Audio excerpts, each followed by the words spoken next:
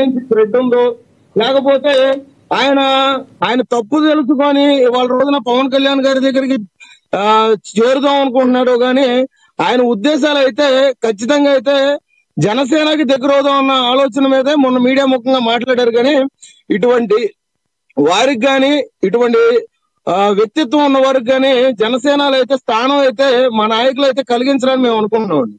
ఎందుకంటే ఈయన చాలా ఇప్పుడు మన జగన్మోహన్ రెడ్డి గారు మన నాంపల్లి కోర్టుకు వచ్చారు.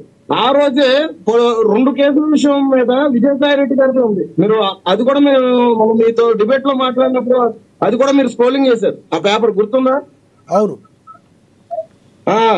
అట్లాగే విజయసాయి రెడ్డి గారు ఈ కేసుల నుంచి బయటపడడానికో, లేదంటే ఆ బెదిరింపుల నుంచి పక్కకి తప్పుకోవడానికో ఒక నాయకుడు అండ కావాలని, అంటే ఒక ఇలా కూడా అనుకోవచ్చు కదా. మీరు ఒక రకంగా చెప్తున్నారు, జగన్మోహన్ రెడ్డి గారి మీద ఉన్న గౌరవంతో, ప్రేమతో ఆ పార్టీలోకి మళ్ళీ ఎలా వెళ్ళాలో అర్థం కాక పవన్ కళ్యాణ్ నాకు మిత్రుడు అని చెప్పడం ద్వారా, తద్వారా జగన్మోహన్ రెడ్డి గారు ఒక మాట పిలిస్తే ఉరుక్కుంటూ ఒకేసారి ఆయన సంకెక్కొచ్చని ఆలోచిస్తున్నారు అనుకోవచ్చు కదా. జగన్మోహన్ రెడ్డి గారు ఆల్రెడీ ఆ పార్టీ నుంచి దూరం అయిపోయిన తర్వాత మళ్ళీ తీసుకుంటారని అయితే ఎవరు అనుకోరండి. ఎందుకంటే వాళ్ళ కార్యకర్తలు కూడా ఇవాళ రోజు అలా ఎలా అనుకుంటారు?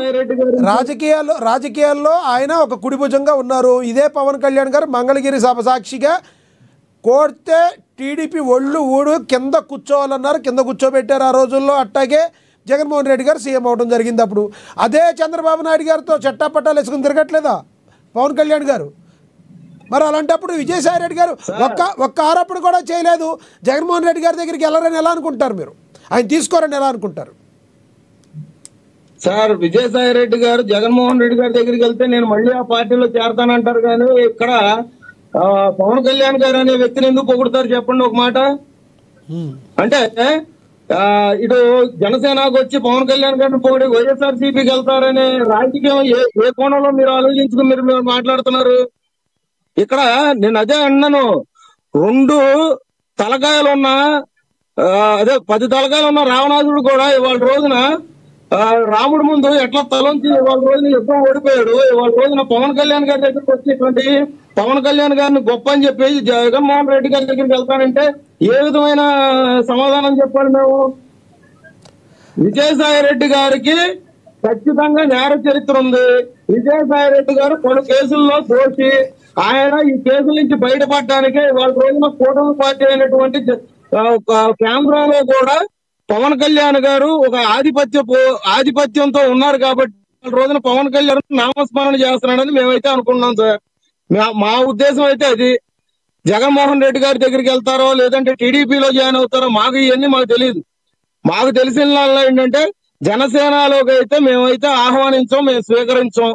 ఒకవేళ ఆయన దోషిగా, ఆయన నిర్దోషిగా పూర్తిగా చెప్తున్నా కదండి ఆయనకి. ఎందుకంటే కొన్ని లిక్కర్ స్కామ్లు మా ఇంట్లో కూర్చొని మేము భేటీ చేసి లిక్కర్ గురించి మేము మంత్రాలు జరిపామని చెప్పేసి అని అన్నారు కదా. దాని గురించి ఆయన నిర్దోషిగా నిరూపించుకొని ఆ కేసు నుంచి బయటపడిన తర్వాత అప్పుడు జనసేనలోకి వస్తారంటే మేము అప్పుడు ఆలోచిస్తాం. లక్ష్మీకాంత్ గారు, మీరు వ్యక్తిగతంగా మాట్లాడుతున్నారా లేదంటే ఇదే మీ పార్టీ స్టాండా? లక్ష్మీకాంత్ గారు, ఇది మీరు వ్యక్తిగతంగా మాట్లాడుతున్నారా? మీ పార్టీ స్టాండ్ ఇంతేనా? డైరెక్ట్ గా చెప్తున్నారా? నేర చరిత్ర ఉన్న వాళ్ళని జనసేన ఎప్పుడూ కూడా స్వీకరించదు. మేము ఆ పార్టీకి అయితే, అటువంటి వ్యక్తులకైతే మేము కొమ్ము కాయము.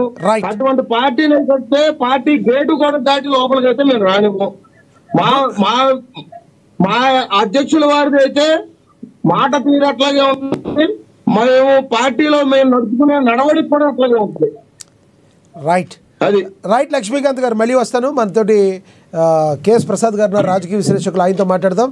ప్రసాద్ గారు నమస్తే సార్. నమస్తే అండి. ప్రసాద్ గారు, ఎలా చూడాలి ఇప్పుడు విజయసాయి రెడ్డి గారు ఏదైతే మాట్లాడారో ఆ మాటల్ని ఎలా చూడాలి? పవన్ కళ్యాణ్ గారు దోస్త్ అంటాం, ఇవన్నీ చూస్తుంటే జగన్మోహన్ రెడ్డి గారి దగ్గరికి వెళ్ళడానికి